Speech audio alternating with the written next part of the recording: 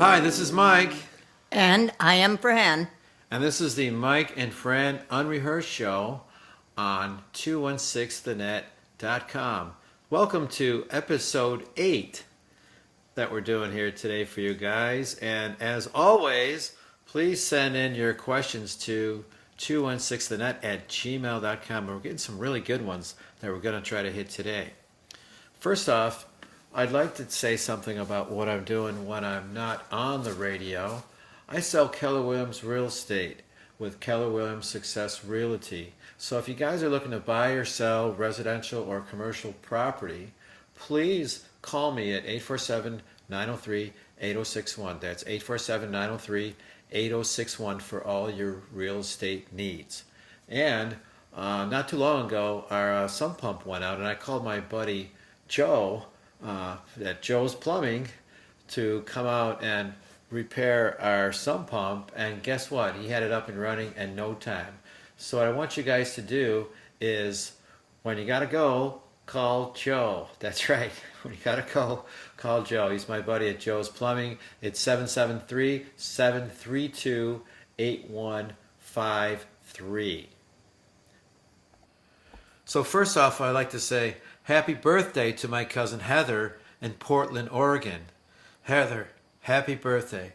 And Mom, we just got a package from her, right?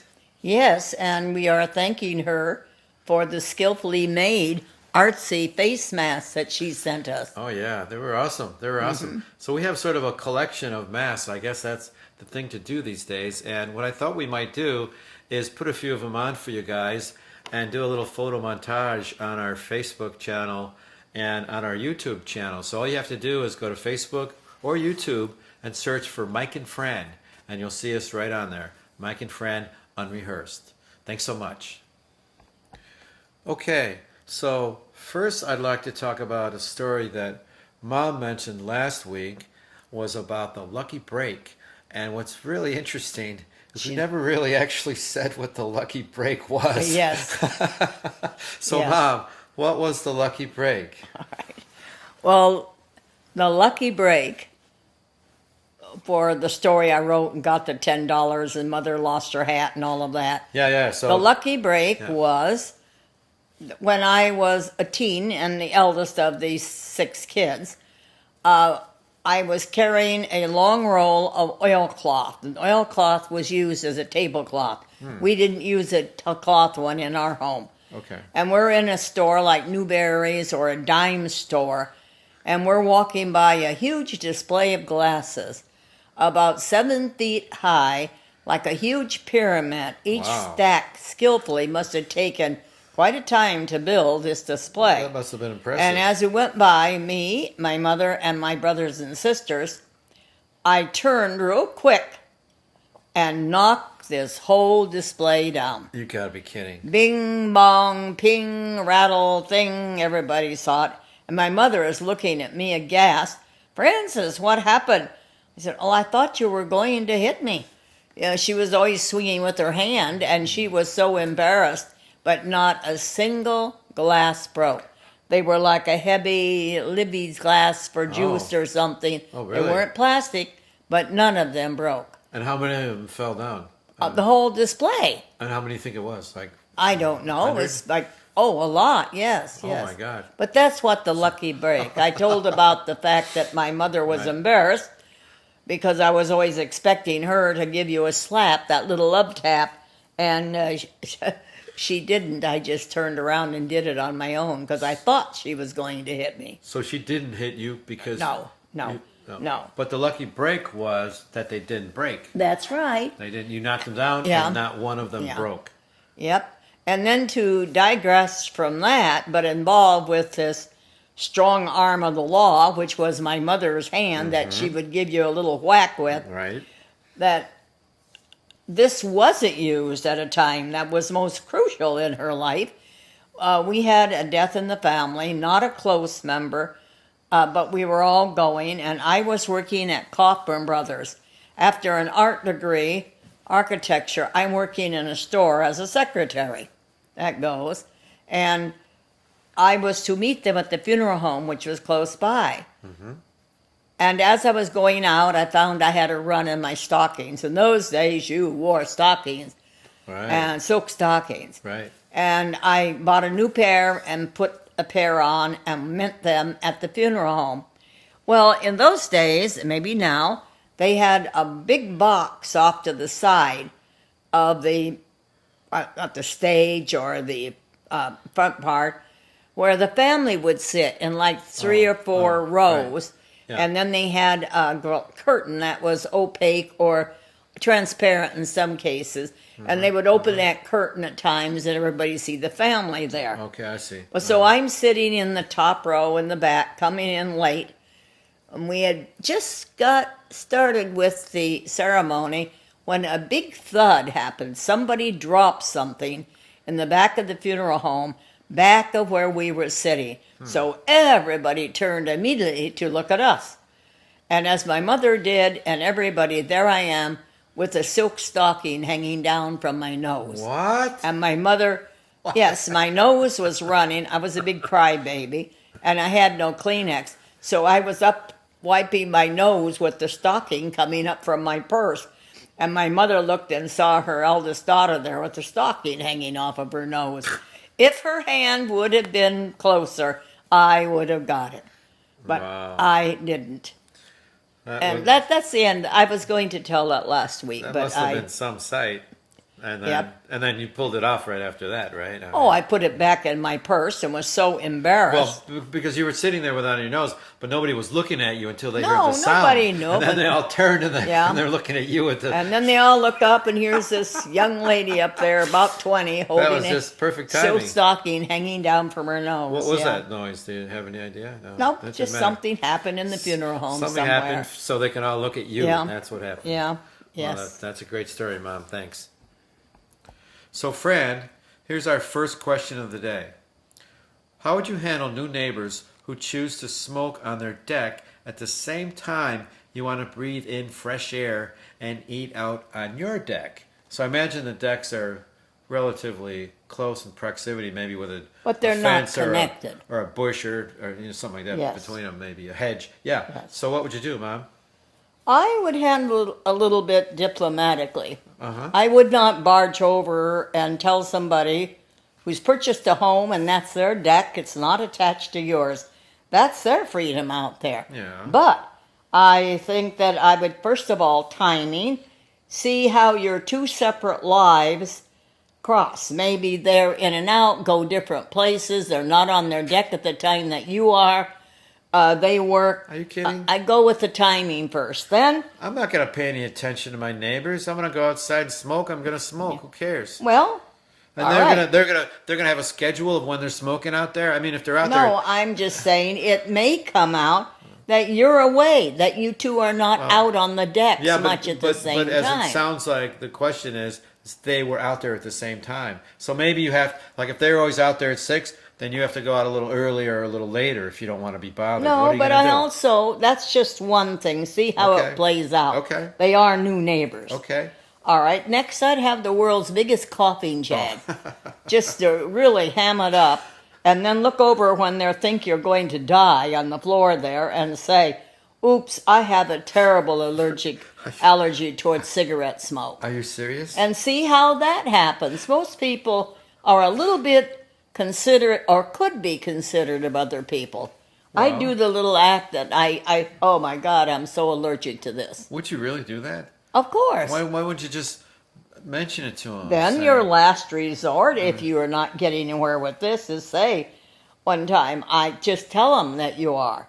But I would sort of, well, it's their domain too, for their yard. how close you have to be for secondhand smoke? Isn't it like within what, 5 feet, 10 feet? Well, she's not on the 2 same feet? deck. No. Or the person who lives there, No, but it's going to blow around whether they're 20 feet away Yeah. or whatever. Yeah. I don't know. Well, that's my opinion. Maybe get like a big fan and blow it out the other way.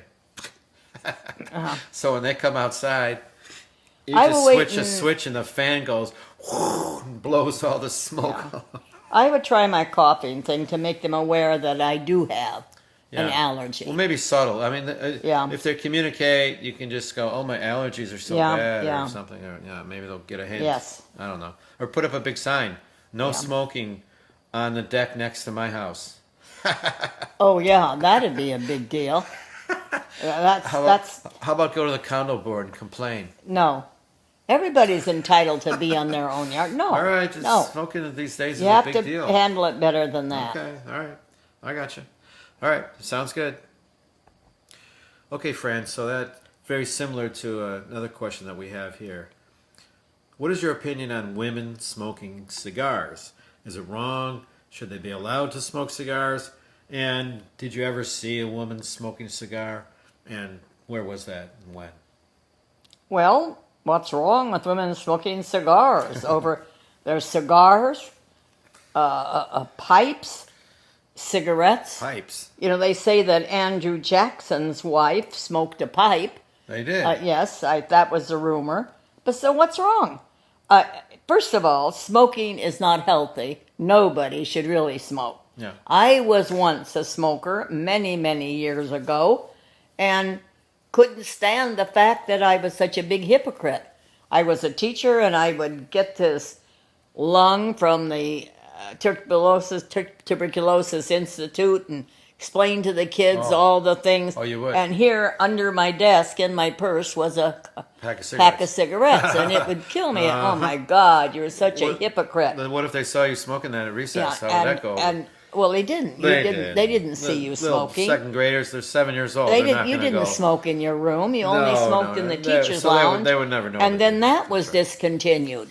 And then some teacher might go out to her car. But I would not do that. So So you weren't like really, you know, I smoked, but I decided then I would not you smoke. weren't addicted. You know, you didn't have Yeah. to have it at lunchtime and in breaks and in between. Yeah, and so I tried it by having one cigarette before I got in my car and drove to school, and one cigarette after I got home for about a month. And then I wondered, well, what am I doing this? Yeah. Just quit. So I did, and also quit coffee because coffee was with a cigarette. I didn't drink coffee for about a year. Oh, And then I knew that I was over smoking when I had a dream one night.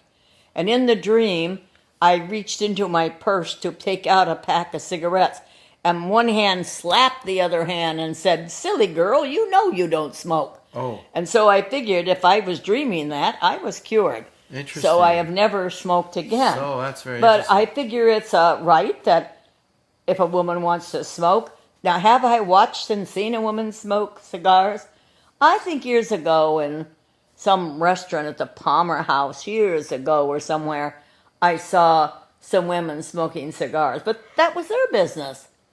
Well, Nothing. it's not really a feminine kind of thing to do. Why not? I mean, I don't Does know. it look good on a man either? Well, you think It's of dangerous a big for burly both. guy with a little butt right there. No, It's that's like getting kind a of little bit. No. It's kind of a manly thing to do, I think. Not but- not exactly to me. That's Wow. what people thought because men wanted to think they were the only one that could smoke Well, a it's cigar. just become more of a male thing. It than a wasn't woman as thing. feminine looking. Okay, I Well, will you gotta agree. give me at least that. I will agree. You know, okay. you know. I mean, cigars are strong smelling. You could have somebody smoke a cigar and walk in a room. It's like, oh my god, Well- who was smoking a cigar? Now, the other thing I want to say about that is people that don't smoke and have never smoked sometimes like the smell of a cigar in a room. If somebody else has a cigar or you're out on the deck, it's a lot easier to smell a cigar and sort of enjoy it than to smell a cigarette or anything else because it's just different kind of smoke. Because when you smoke a cigarette, you take a puff on it, and then you suck on it, and then you inhale that into your lungs, and it comes out like a fog. On a cigar, you never do that. It's all the flavor, the leaves, and you just puff. See, on I it. don't know that. And then when you do that, there's like a flavor, and there's No, like an I've never aura, smoked a and cigar, and it's yeah. kind of like could be Right. reminding them of an older Yeah, time when yeah. their grandpa used to smoke or something like that. So Right. it's pleasant to a lot of people. Yeah. Is what I'm trying to say. All right. So yeah, I guess men or women could smoke, but it just seems to be more of a male kind of a thing. But yeah, I think it's still a little unusual, not as feminine of a thing for a woman to smoke. Well, I don't always agree. Now, if you're talking about like a big fat stogie, okay. But if it's like a thin little one flavored, that's not really Cigarillo. smoking a Yeah, cigar yeah. to me. That's kind of cheating. Well, Anyway, okay. Oh, I forgot to mention that we went to the podiatrist the other day, and we got a kind of a chuckle out of that office visit, didn't we, Mom? Yeah. Well, I went there for gout, first of all, and who has that? Yeah. You always think of Sherlock Holmes when he was out looking, went into an English Right. club and found all these heavy set old men with the whiskers down and that ate a lot of protein and a lot of fats, had gout. Yeah, well, And those were the people that right, were wealthy that were able to have all those luxuries. I guess it's protein, it what went alcohol with and the cheese. richer people Yeah, in England and then, those are the yeah. people that had gout. So when they told you you had gout, you were like, "What? How did Yeah, I I get said, gout?" how did I get gout? Yeah, yeah, Well, yeah, I do. yeah, So we went to check it out. yeah, And Michael went to a new podiatrist, and Michael was filling out the entrance papers. yeah. So I mean, typically we wore masks and all that good stuff, and we got in there, and I'm looking at the form, and it kind of says, "Hey, did you travel out of state, or were you near anybody that might have come down with COVID-19, or how many times did you fall over the last year, and all these silly questions." And then it came to some optional questions. Sexual orientation started off with lesbian or gay, straight or heterosexual, bisexual, or something else. Please describe, or I don't know, or choose not to disclose. So, Mom, which one? I wasn't sure which one you wanted to put down on here. So, Well, me being the 93-year-old mother said, What do they mean? My foot has a sexual orientation? I mean, my foot? Oh, you. I grew up with the world of boy, girl, mom, pop, bride, groom, man, woman, male, female. Right. And now Wow. many versions are allowed to declare themselves. Well, Good.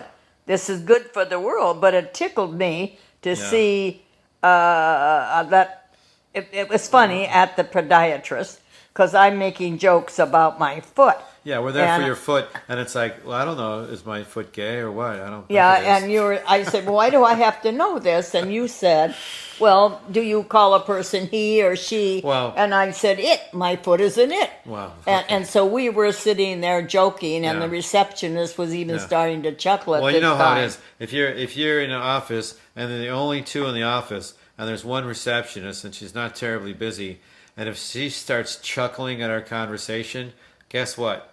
That conversation is going to go on Yeah. and on and on and on. That's just kind of how it is. So I wanted to say that you have to be careful about the sexual orientation these days because you have to give people their choices. People have choices. They're not always going to be him and her. Maybe they wanted to be called, I guess it's they or them. You can use that one. And then the other one is Z or here. And they could, you ask them what their preference is, or what's your sexual orientation, or what do you want to be called. Yeah. They would say Z. I don't want to be called he or she. I want to be called Z. And if you don't want to be called him or her, you could be called here, or you could be called they or them, even though you're just one person. It's really hard to even think about using that in a sentence because I don't know if I use he or him or she or her. Oh, I do all the Okay, time. so When so I give talk me, about my son Vincent, call him he did that. he did that. Or talk about one of my daughters, Okay. she did that. Okay, so that would be instead of he, it could have been That's like a pronoun. like Z did that. Pronoun in place of Okay, a so name. you would say Z did that, Yeah. or you would say they Yeah. did that, even Right. though you're talking about one person. Right. And if it was her, Well. it could have been here did that, or I guess them did that. Them did that. It's crazy. Anyway, hope Well, you it guys got. has certainly changed, Yeah. and it's really changed to be far more fair. Yeah, yeah. in this world. You have to be sensitive. So I'm to not those. making fun of it. No, I just no. was kind of shocked filling out today, and No, I it's had funny. to say, well, I was this. My, It was funny. We got a lot what's of his choices story? there, Mom. So Sexual orientation in my foot. I think I put down straight or heterosexual. Is that Yeah. okay? Is that the right one? Yeah. Okay. All right. Thanks, Mom. Okay, Fran. So here's kind of a two-part question. As you are a radio star, you like that one, huh, Mom? Yeah, I laugh at that. Do you consider yourself an introvert or an extrovert? Now I would consider myself more of an extrovert, but I spent many, many years of my life being an introvert. Uh-huh. I was basically a very shy person, starting to school at 5, having no kindergarten, and not talking and all of that. Can you imagine that? Vociferous me not talking. I cannot But manage even that. through college, if Well, I was walking on a street and there was some guys coming along, I would cross the street not to talk to them. not to talk to No. them, saying maybe they won't talk to me or notice me. So Well, I was basically an introvert for many years. I want to say just one thing. When we were driving the Oregon coast, and we used to go out there every couple of years, with both your sisters in the car. So it was you, Frances, it was Donna and Nancy, and when you guys got talking, there was no way to even try to get a word in edgewise. And we would sisters. get around and we would say the babbling babs sometimes. Yes, we would yes. say, I don't know if that came up from us Yeah. or what, but when you guys get going. Yeah. It's nonstop, and there's And no way that's you're all gonna. adults, That's just the and way we it is. only Yeah. see each Yeah, other yeah. Right, right. Well, once that's right. a year It's or perfectly once every natural. 2 But years. sometimes you're in a car and you're going for Yeah. like 5 hours, and it's Yeah. like, oh my god. Well, we have a lot of memories. Oh, that's great. But you were gonna say. When I married Jim, and when I came to Chicago, I became more of an extrovert. I was here alone on my own, and when I got married and had children, and when I became a teacher, I was so proud of myself because I wanted Right. so much to have a career where I felt I was doing something good for other people. Right. Right. And also that my father had wished me from the age of 5 to be a teacher, and I would say, no, I will never be a teacher. Not gonna So happen. how life changes, I got it, and once was one of the outstanding teachers in the U.S., and I was proud of what I did, and I was good at what I did. You were. And I You were liked very it good very at what you much. did. But anyway, I did become more of an exuberant Fran, the extrovert.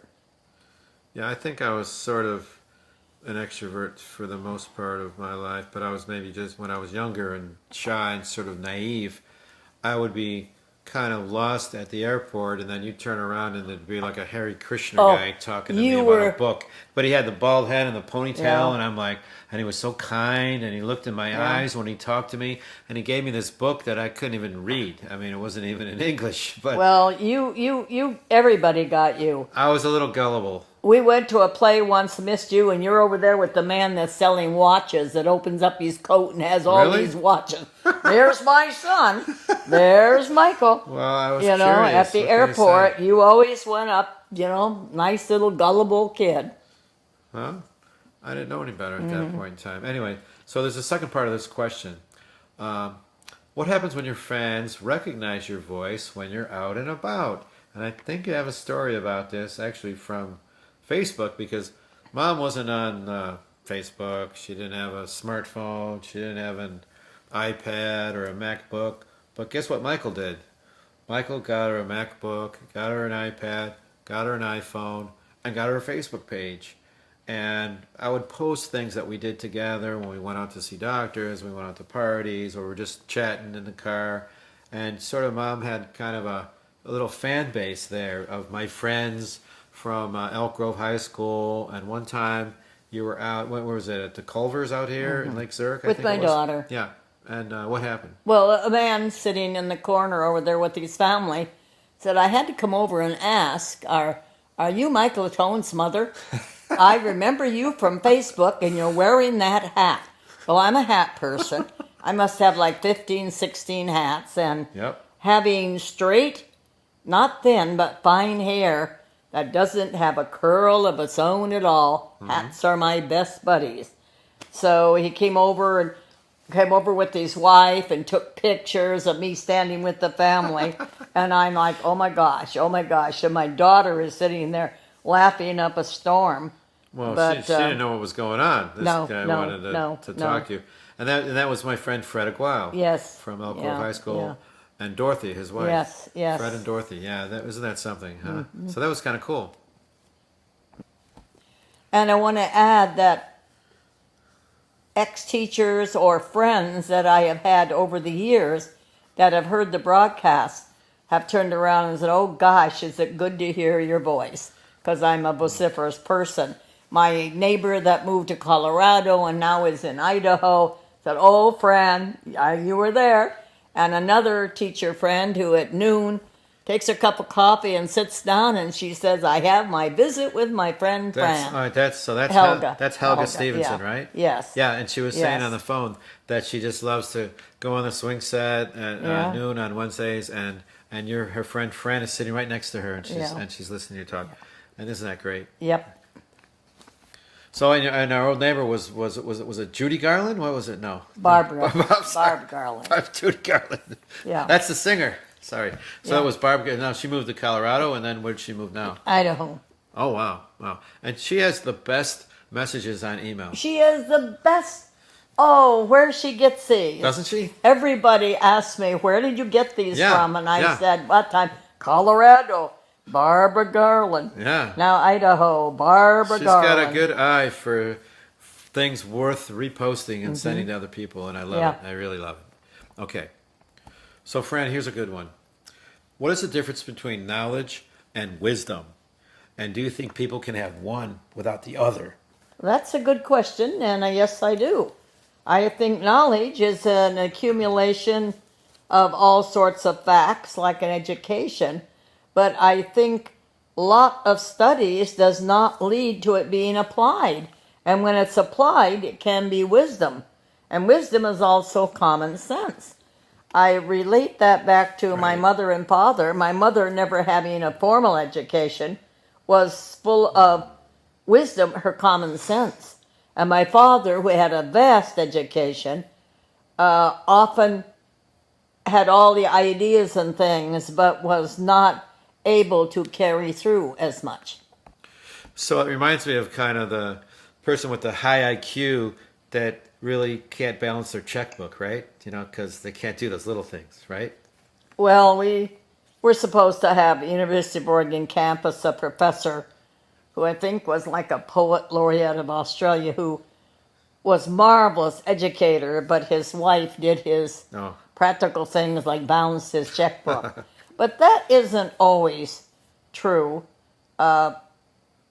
Education, which we hope everybody gets, or knowledge, to be educated, to have knowledge.